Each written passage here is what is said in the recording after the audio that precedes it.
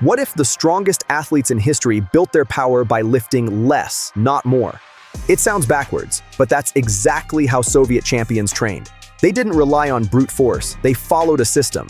In this video, you'll uncover that system, learn why submaximal lifting built superhuman strength, and walk away with 3 practical blueprints you can use today.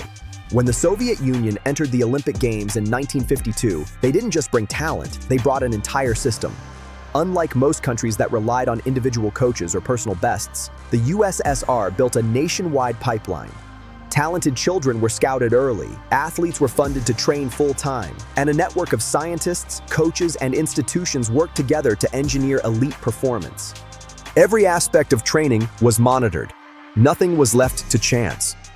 Coaches like Medvedev, Bondarchuk, Vorobyev, and Verkhoshansky didn't simply write workouts. They studied data from thousands of athletes to optimize every phase. While some people chalk up Soviet dominance to drugs or genetics, those factors were only part of the story.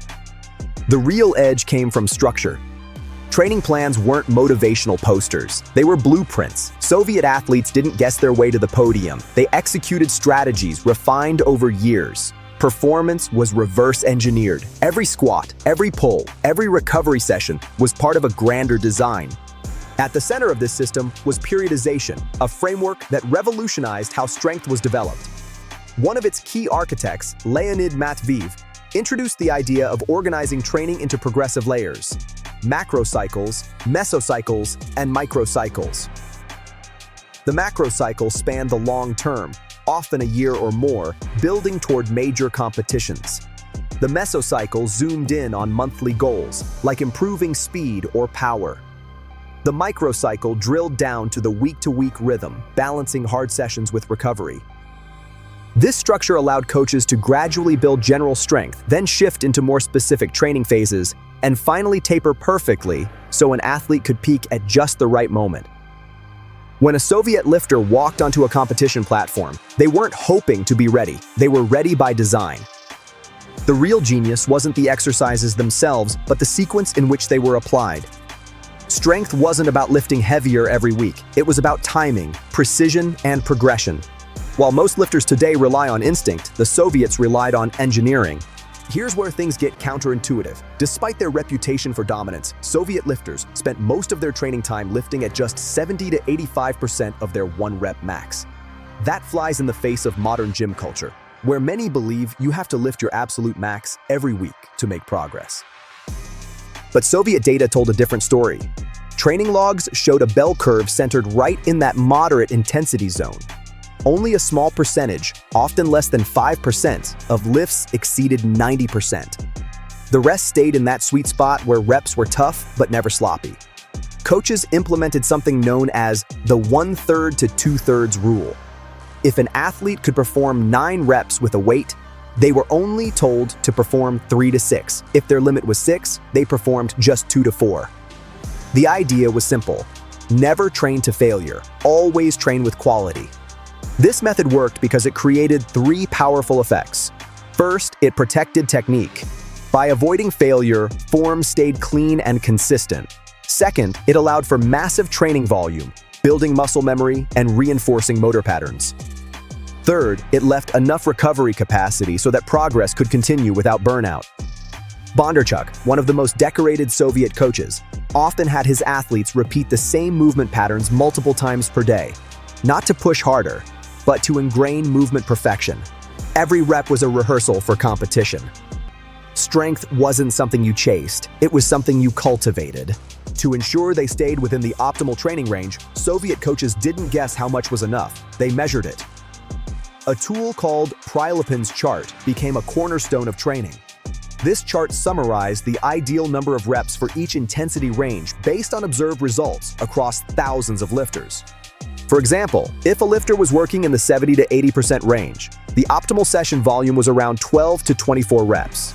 For 80 to 90%, the target dropped to 10 to 20. Go above 90% and you're looking at just 3 to 10 high-quality reps. These numbers weren't theoretical. They were built from national-level data.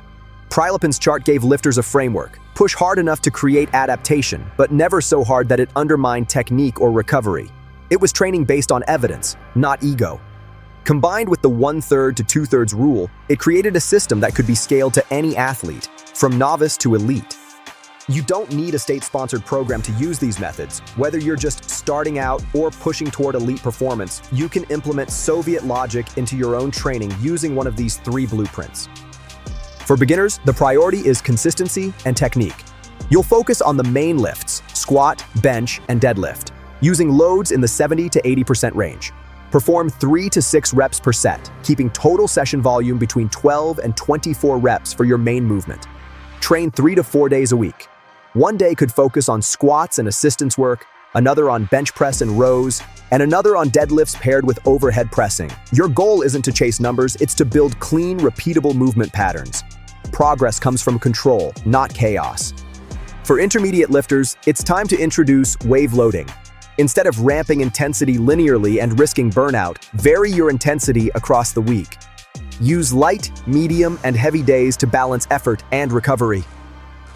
A typical week might include a heavy squat session at 85 to 90% on Monday, a light bench session focused on bar speed at 70% on Tuesday, a medium deadlift day at 80% on Thursday, and an explosive accessory day on Saturday.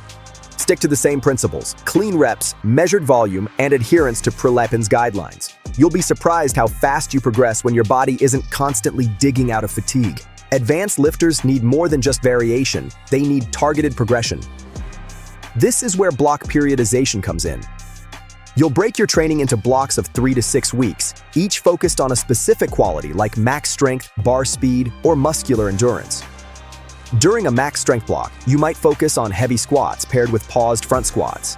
A speed block might feature dynamic bench press paired with explosive medicine ball throws, rotate exercises and blocks with purpose. After each block, assess whether your main lift improved. If not, change the input. The Soviet method wasn't about doing more, it was about doing better.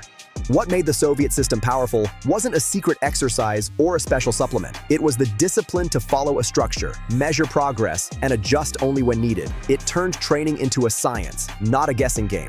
So here's your challenge. Pick the blueprint that fits your level and commit to it for the next 8 weeks. If you're a beginner, stick to moderate weights and perfect form. If you're intermediate, start wave loading and track your average intensity. If you're advanced, build your first focused training block and rotate strategically. Track 3 things every week: your average training intensity, your total number of quality reps per lift, and how many reps you left in reserve using the 1/3 to 2/3 rule. Then drop a comment below with your goal and the plan you're using. Say something like, "I'm starting the intermediate plan, 8 weeks of wave-loaded squats focusing on speed and form." And if you've ever tried Soviet-style training, share your favorite methods down below. Was it pause squats? Repeating lifts throughout the day?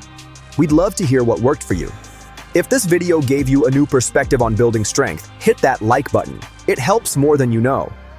Subscribe for more performance breakdowns and training blueprints, and share this with a friend who's stuck in the train harder mindset, because smarter training builds longer lasting strength. Train with precision, track what matters, and build your own system that lasts.